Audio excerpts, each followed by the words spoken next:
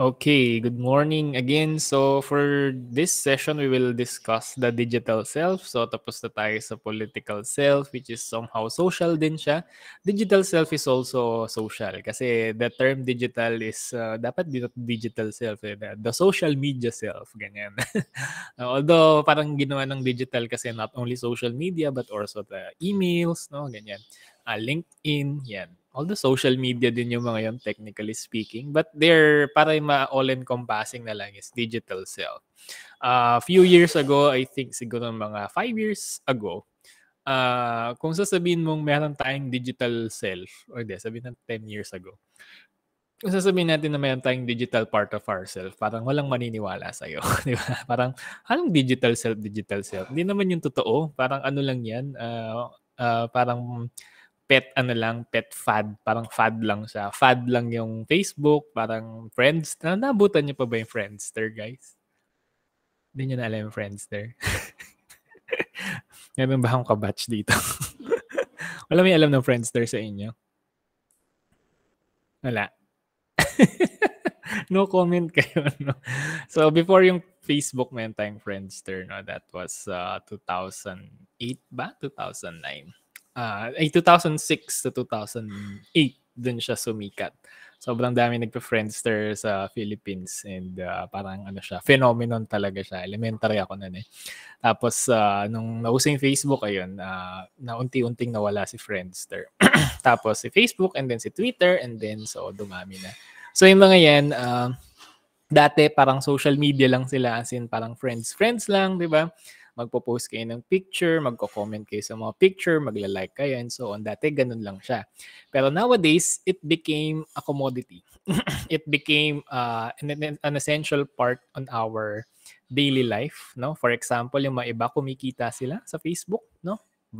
Via streaming, yung iba naman marketplace, di ba? Yung iba naman talagang doon nila ginagawa yung mga transactions nila kasi nasa-save yung mga conversations. It's a de facto email na. Kasi hindi lahat ng tao familiar sa email, no? Kasi yung email matagal nang nandiyan yan. No? Pero hindi masyadong ginagamit yung email. Now nung nagkaroon ng Facebook, parang doon na naging lahat ng mga communications, di ba? I think sa mga ibang mga klase ninyo sa Facebook kayo nagko-communicate. Sa akin lang kayo email, nagko-communicate sa Google Classroom. Kasi nga, hindi na siya personal lang. Minsan, nagiging na siya economical. Even, as I've mentioned nga sa last lesson natin, political. Diba? Ganun siya ka all-encompassing nowadays. So, hindi na siya, hindi na siya fad. It's actually, it's actually an essential part of our day-to-day living na. And it became, and our digital life, no, our digital self is actually a legitimate part na ng sarili natin.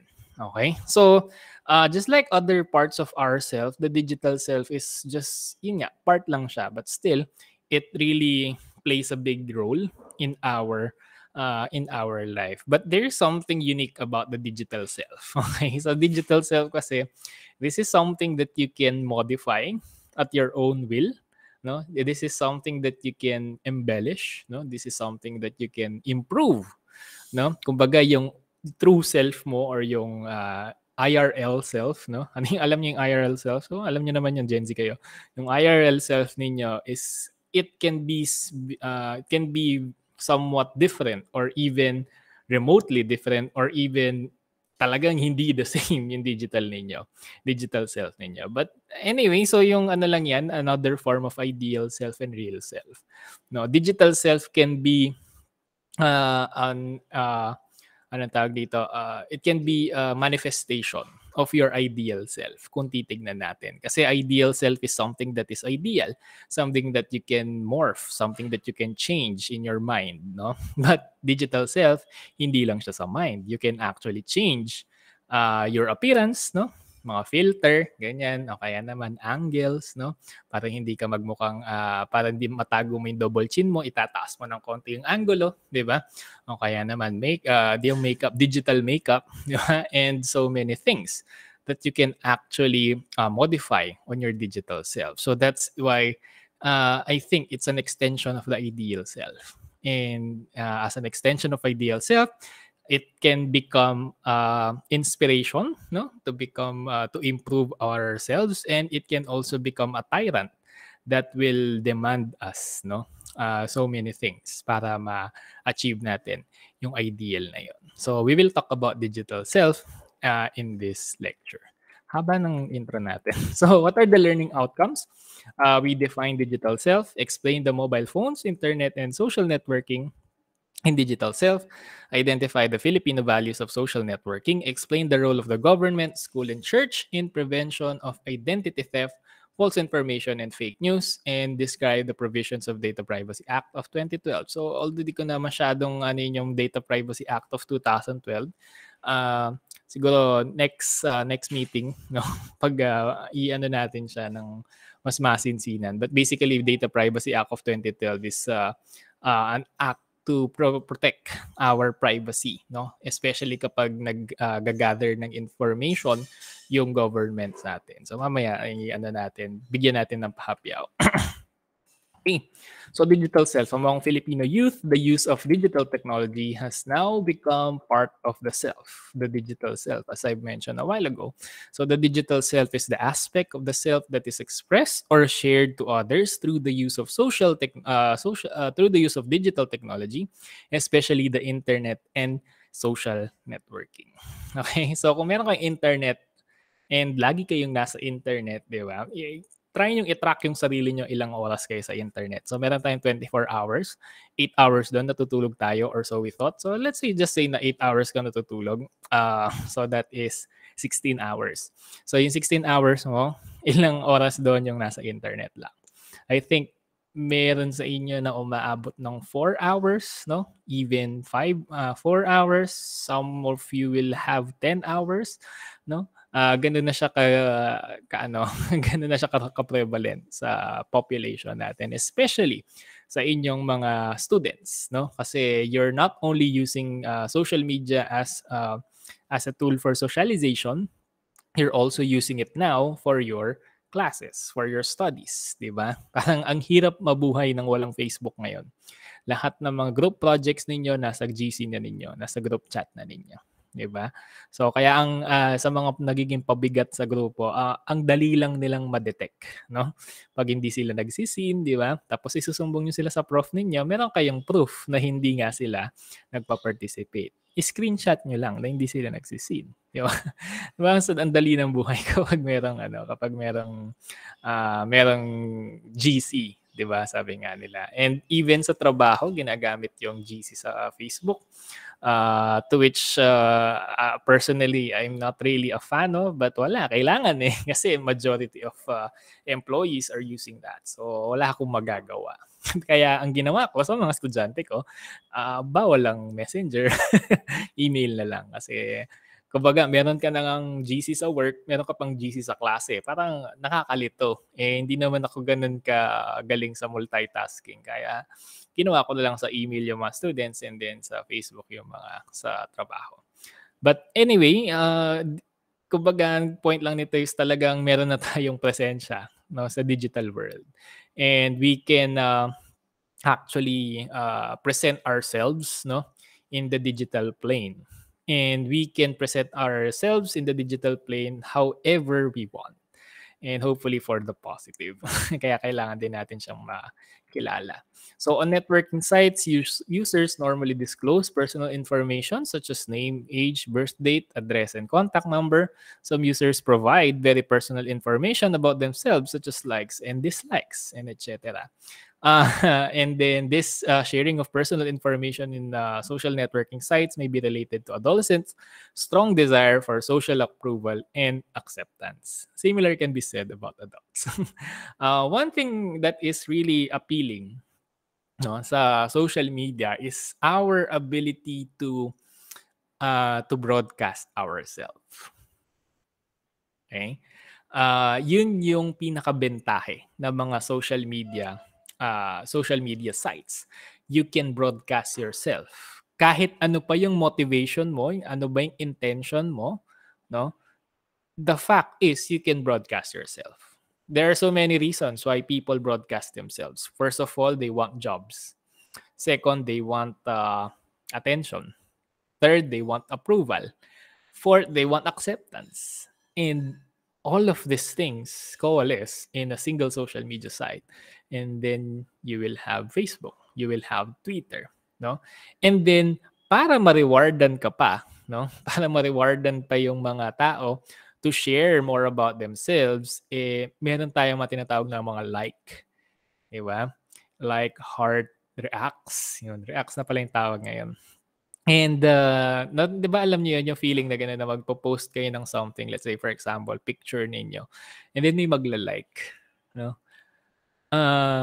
Di ko lang kung sa lalaki lang 'to 'no, or general 'to. Parang ano, may dopamine rush, may parang, uy, parang ang sarap sa feeling. Parang feeling mo may pumapansin sa akin. Parang feeling mo may nakaka-appreciate sa akin o may nag-like dun sa pinost ko or dun sa picture ko, 'di ba? And that feeling is actually similar to how uh, how drugs work. Okay? So yung mga drugs, 'di ba, parang may high na tinatawag. So ganun din yung likes, yung Facebook likes and Twitter retweets and likes. They can actually trigger a dopamine high. And that's the reason why ang hirap iwanan ng social media, no? Especially kapag marami ka ng mga likers and whatnot. Okay? So ganun sila kagaling i-engineer yung mga ano to. Now, kung sasabihin ng iba, "Sir, napakabait naman ng Facebook or ng Twitter or ng mga ano at binibigyan nila tayo ng outlet, no, to express ourselves." Not necessarily. Okay, bakit? Kasi in exchange for likes and retweets and reacts, binibigyan natin sila ng personal information. Binibigay natin kung ano yung gusto natin. Binibigay natin sa Facebook kung ano yung ayaw natin. Ano yung mga pinapanood natin. Ano yung mga nilalike natin. No? Ano yung mga sinesearch natin. Diba? So, yung mga yan, those are information. And do you know how Facebook generate revenue? Di ko alam. Baka sinabi ko na sa inyo to. Diba? Ads. Particularly, targeted ads. Okay? So that is the reason why iniisip mo pa lang nasa Facebook na yan. De, joke lang. Iniisip mo pa lang nasa Lazada yan. Same lang din naman Lazada, Facebook, Shopee, no. Actually, feeling ko yung Shopee and Lazada bumibili sila ng information or ng ads sa Facebook. Para alam kasi si Facebook, alam niya kung kanino niya papakita yung produkto. Let's say for example, yung produkto is ano ba yung magandang produkto? Let's say for example, ang produkto is Marvel paraphernalia, 'di ba? Kunyari yung mga Marvel superheroes, Captain America, Iron Man and whatnot. Pag lagi mo sinesearch yun and then like mo yung page ng Marvel and then like mo yung page ng kung ano-ano mga superheroes and then kasama ka sa mga grupo ng mga superheroes, no? So si Lazada kung magbebenta siya sa iyo ng Iron Man figure, no? Sasabihin niya kay Facebook, "Oy, Facebook, kanino ko pwedeng ibenta 'to?" No, sasabihin ni Facebook, "Oh, ibenta mo dito kasi lagi niyang sine-search 'to, lagi niyang ina-add, lagi niyang nila-like yung mga videos nito and so on." Tapos ipapakita niya sa iyo. Kasi ikaw nga alam ni Facebook na gusto mo 'yon. 'Di ba? And then ulit-ulit 'yon.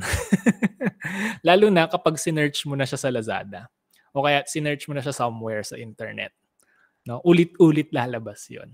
O kaya minsan matinik din kahit di lang si Facebook gumagawa, si Google din. Google and Apple, they can hear you, no? Si Google Assistant tsaka si Siri, naririnig niya kayo. Tapos pag kunyari na may nasabi ka na ganito and then ayun. Alam niya na gusto mo 'yon. Ayun, may tanong. Magandang tanong yan. Di po ba violation sa Data Privacy Act yun, sir? Hindi siya. Bakit? Kasi you accept the terms. Alam niyo yun, yung pag nagsa-sign up kayo, di ba? May kiklik kayo, terms and conditions. Yun, nasa terms and conditions yun. So, in-accept ninyo, ibig sabihin you're allowing them to collect your information and then use that information for ad revenues. Sino nagbabasa doon? Wala. Di ba? Pero, technically speaking, no, they are not violating our privacy. Pero meron naman din silang provision doon, no? na required by the law na hindi nila pwedeng i-disclose yun kung kani-kanino lang. Okay? Parang wala siyang identifying information, kumbaga.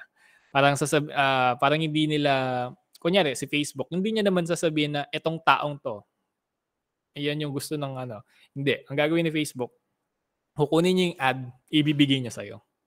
Okay? Kumbaga, imagine niyo nasa isang dome yung mga Facebook users. Tapos merong nagko-communicate sa labas. Parang bumibili si Lazada. Pabili po, sabi niya kay Facebook. Isang ad nga po para dito sa na to. Tapos kukunin niya yung yung produkto. O, sinong gusto dito? Ayun, tatapon niya doon. Tapos wala nang pakialam si Lazada noon.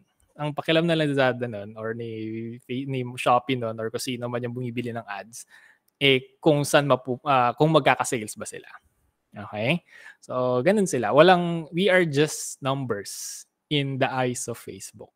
No, walang pagkatao, walang identity talaga.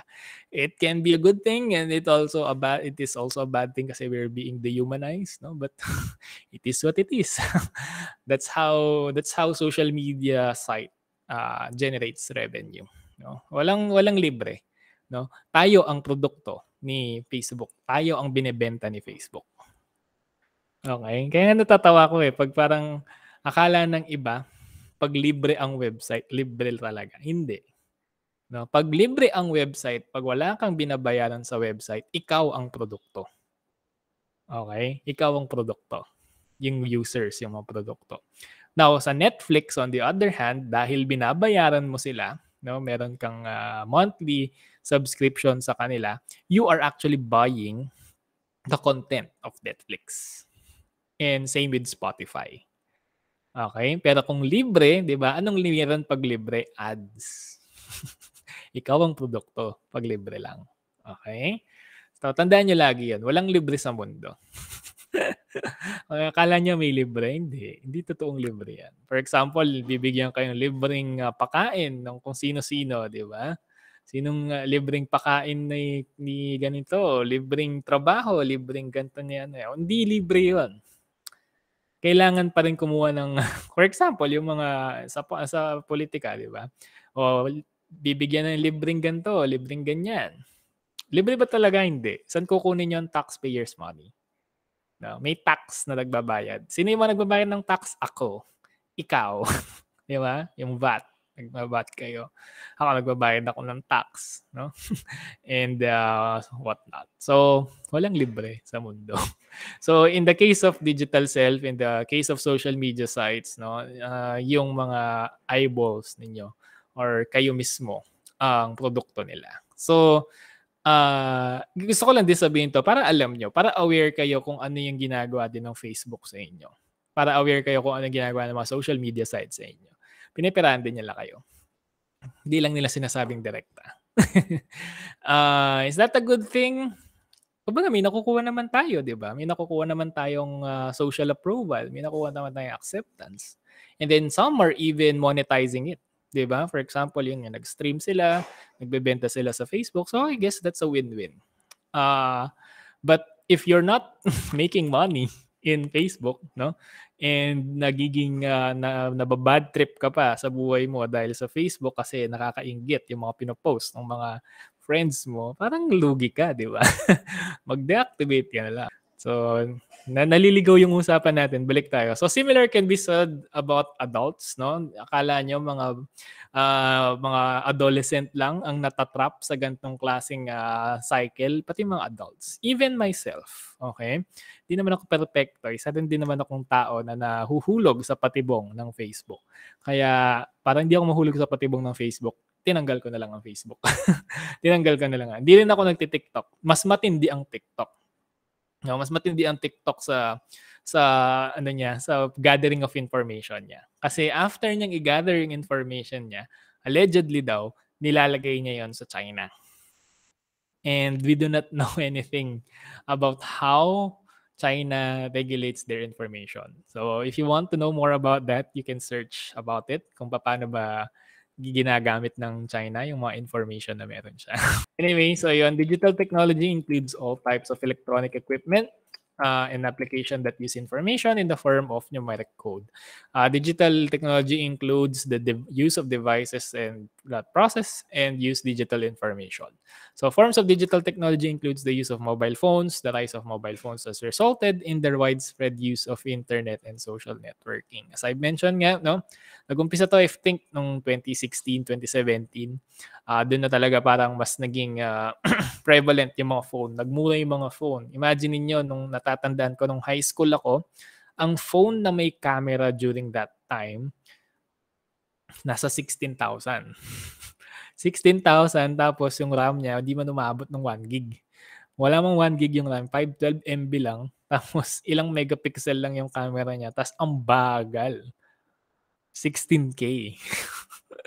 Ngayon, yung mga ganong quality phone, ngayon kung bibilin mo sila, nasa 3K, 5K, gano'n. Di ba? So, biglang nagmura yung mga phone during last 2018.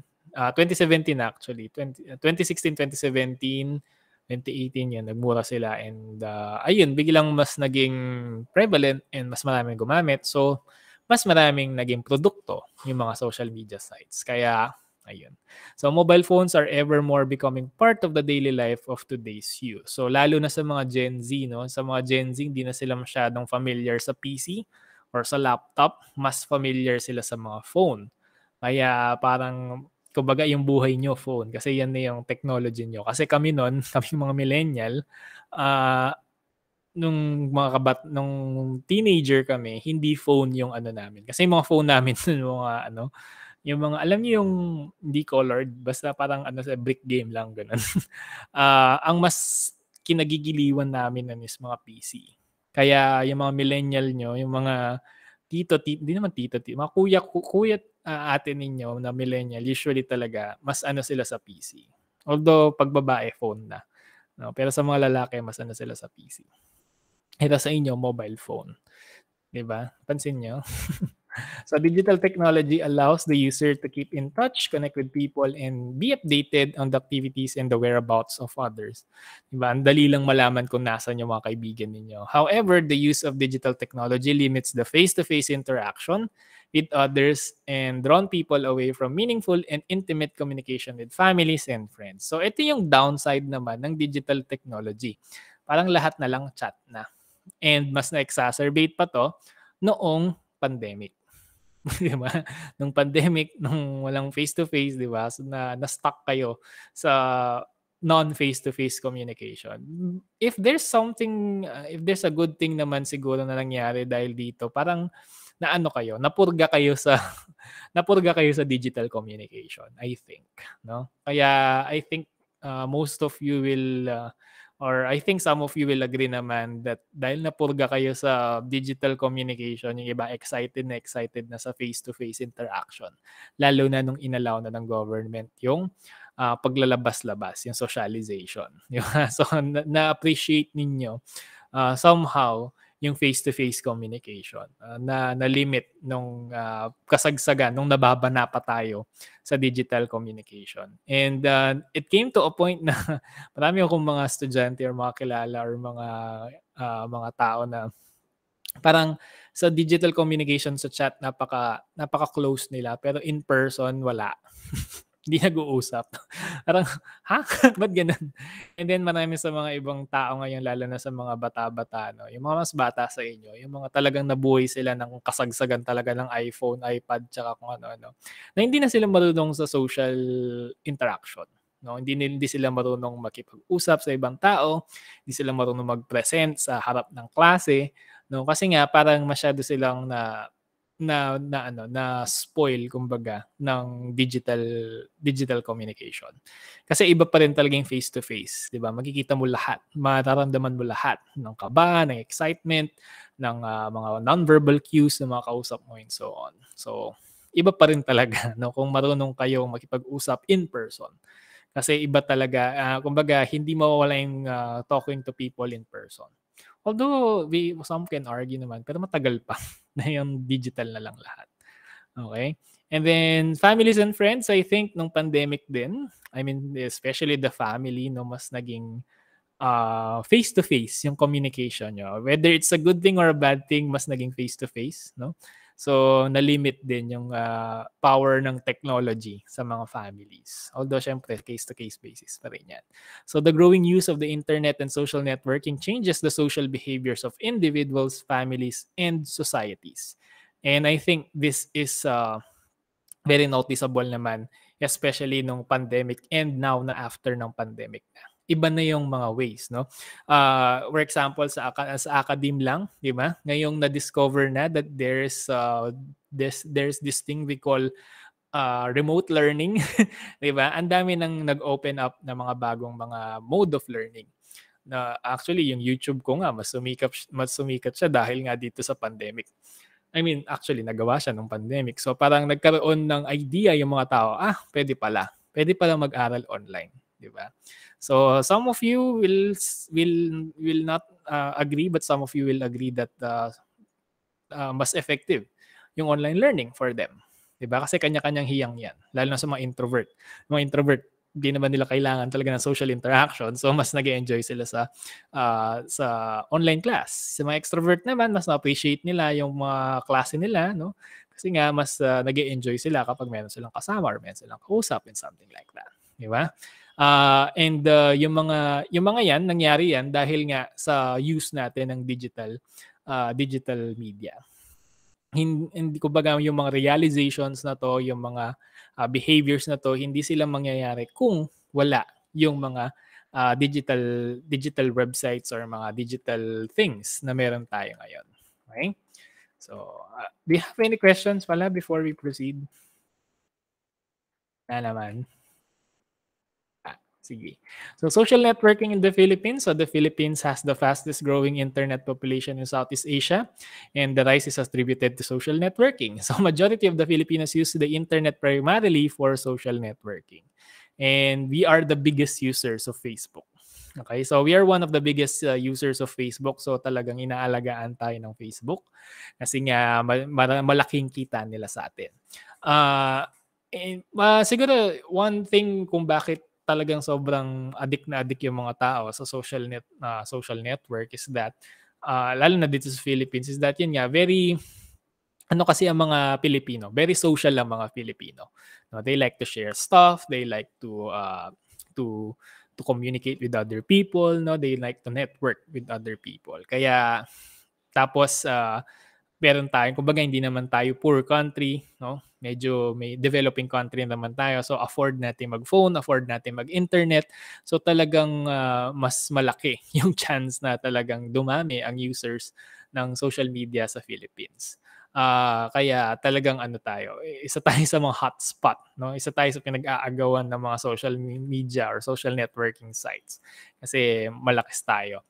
'Di ba? Even before social networking meron tayong text, 'di ba? Text messaging. Isa sa mga pinakamaraming sinesend na text ang Philippines nung hindi pa uso yung mga social networking sites na yan. So, however, it is also through social networking that identity theft, false information, and fake news circulate. Ito yung isa sa mga issue ng digital self. As I've mentioned, no, you can do what you want in the digital self. No, wala siya masyadong rules, wala siya masyadong regulations. Lately na lang nagkakaroon ng regulations. Kaya talamak ang fake news sa internet. Pero I think naman sa generation ninyo and sa hindi ko lang alam sa generation after ninyo. Pero sa generation ng mga millennials and sa generation ng mga Gen Z, I think we are quite adept naman in determining fake news, no? Lalo na kung hindi ka free data. Kasi kung free data ka lang, yung makikita mo lang yung headline, hindi mo na makukuha yung hindi mo na makukuha yung whole news, 'di ba? Pero madali lang naman kasing i-detect, no, yung mga fake news na 'yan. Paano mo maka-detect ng fake news? Alam mo naman di ba? Di ko din ma-explain kung paano ko na-detect kung fake news lang ba ang isang news or hindi. Pero one way I check is, check ko sa Wikipedia, no? Kung sa Wikipedia, nandyan siya, medyo legit naman, okay, no? And so on. Pero sa mga 40 to 50 years old and above na tao, medyo nahirapan sila, no? Medyo nahirapan silang i-determine kung ano ba yung mga fake news sa hindi. Yung mga mas bata ba sa inyo, feeling nyo ba adept din ba sila in detecting fake news? Kayo ba? Kayo muna, kayo muna. Kaya niyo ba kung i-detect kung fake news mo yung isang ano, hindi? Po. Kaya naman. Yes po. Ang hirap din kasing ituro, no? Kumbaga tayo, alam natin kung fake news yung isang bagay. Pero kunyari, nanay natin, tatay natin, lolo natin, lola natin, parang nahihirapan silang i-determine. No? Pero parang sa atin, obvious naman na fake news. Inisip ko nga, ano bang characteristic ng isang fake news? Paano natin siya na nakikita agad? Siguro one thing is yun nga, source. Diba? Tayo kasi, alam natin yung internet, kahit sino pwede magsulat dyan. Diba? Wala namang proseso dyan eh. Kunyari, gusto mo lang magsulat ng kung ano, susulat mo lang. Wala namang mapipigil sa'yo. Siguro yung mga iba nating, may trust issues tayo. Oo nga, no? Siguro yung mga iba kasi mga nakakatanda sa atin dahil nasanay sila sa newspaper. No? Sa newspaper kasi marami ng prosesong pinagdadaanan yan. May fact-checking na, no? Tapos sobra talagang, kumbaga mabagal yung approval. Parang titignan muna kung legit ba talaga yung news, no? And so on. Kaya siguro, nung lumipat sila sa digital world, parang nahirapan sila na parang ang nasanay sila na lahat ng binabasa nila is na nanguya na kumbaga para sa kanila na parang mga legit na silang mga stories. Pero sa atin, no, mga millennials and mga Gen Z, may mga trust issues tayo sa internet. Kasi alam natin na maraming troll. Di ba? Alam natin na parang maraming nakatrip sa internet. So, hindi natin dapat paniwalaan lahat ng nakikita natin sa internet. Another thing, other than the fake news, no, fake identity, hindi naman fake identity necessarily. For example, yung mga ibang tao, alam natin na sa Facebook, alam natin sa Messenger, alam natin sa Twitter, na hindi lahat ng sinasabi ng mga tao or hindi lahat ng pinapakita ng mga tao is totoo. For example, pinapakita nila sa Facebook na masaya sila. Alam natin na hindi sila masaya minsan. No? Alam natin na nagpapanggap lang sila. Alam natin na minsan, di naman lagi, pero alam natin na may mga times na hindi mo kailangan paniwalaan yung nasa Facebook kasi OA lang minsan yung mga yan. OA na positive way or OA na negative way. Diba? So, in short, alam natin na hindi lahat ng nasa social media totoo. No? Mapa-fake news man yan or mapa-identity man yan ng ibang tao. Okay? So, false information. Kaya, dapat yung mga susunod sa atin, no? For example, yung mga Generation Alpha ba ang tawag sa kanila, dapat meron din silang subject sa school, how to determine fake news in the internet. O kaya, navigating internet in the modern age. Yan, di ba? Yung ganong mga subject. Meron ba kayong ganong subject? Wala kayo, no? Meron ba kayong ganon? Technology use. Yung yung STC ba yun? Science and Technology?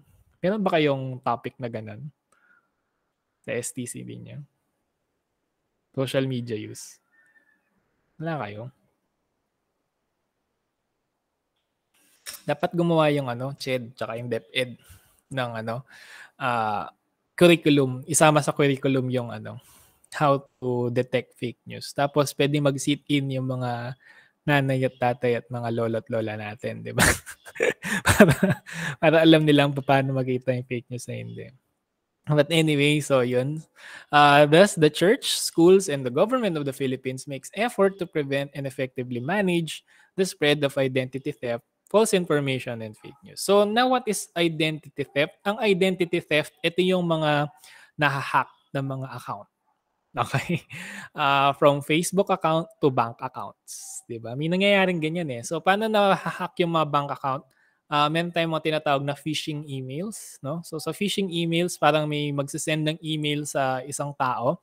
Tapos, may papaklik na link. Tapos, yung link na yun, sabi yun, i-input mo yung login information mo, yung username mo and yung password mo. Tapos, hindi ka man malalogin, isi-save niya lang dun sa website na yun. Tapos, yung mga may access ng website na yun, gagamitin nila yung username tsaka password para i-hack ka. Okay? Tapos, pag na-hack ka nila, gagamitin nila yung account mo. So, sa mga bank account, meron naman silang protection dyan, yung OTP. Yung one true pair, hindi, joke lang. Ano kasing OTP? One-time PIN. Tapos, ayun. Minsan, yung may ibang mga hacker, matalino sila, no? Parang tatanungin din nila yung mga hinahack nila sa one-time PIN nila. No? And so on. Pero, again, yung mga laging natatarget nito is yung mga boomers, yung mga 40 to 50 years old. No? Sila yung parang madaling Kasi trusting sila. Trusting yung mga trusting yung mga nanay, tatay, mga magulang natin, mga lolo't lola natin. No? Tayo kasing mga Gen Z tsaka kayong mga Gen Z, kami mga millennials, very very vigilant, no? Mataas ang trust issues natin sa mga ganyan. Kaya hindi tayo basta-basta click ng click sa mga links na ganyan. Kasi alam natin, mga virus yung mga yan, o kaya mga hackers sila.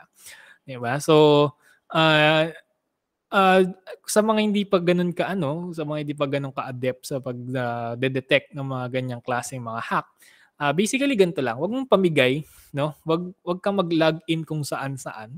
Mag-login ka lang sa Facebook. Kahit mukhang Facebook yan, i-check mo yung address, i-check mo yung URL kung legit bang Facebook yan or kung legit ba yung website, no? Sa mga emails niyo, wag kayong basta-basta mag-click ng link, no? Tapos sa mga lalo na ngayon, 'di ba? Yung sa text, yung na-hack yata yung isang system ng Philippines tapos alam nila yung pangalan mo, yung number mo, tapos te-text nila yung number mo tapos sasabihin pa nila yung pangalan mo, nanalo ka sa ganitong ganyan. So, wag niyo kukunin yung mga yan, no? Dapat mag-doubt muna kayo, di ba? Para hindi kayo hindi kayo ma-hack. Okay? So yung pag-hack kasi hindi naman yun yung nakikita natin sa sa TV na parang may mga tina-type silang kung ano-ano tapos yung red ay yung black tsaka green na screen. Hindi ganoon ang hacking. Ang hacking is social engineering. So yung social engineering is parang yun nga, i-email ka nila na may problem sa ganito, minsan nga tatawagan ka pa nila, tapos hanggang sa ibigay mo yung information na kailangan nila. So never ever give your information to anybody.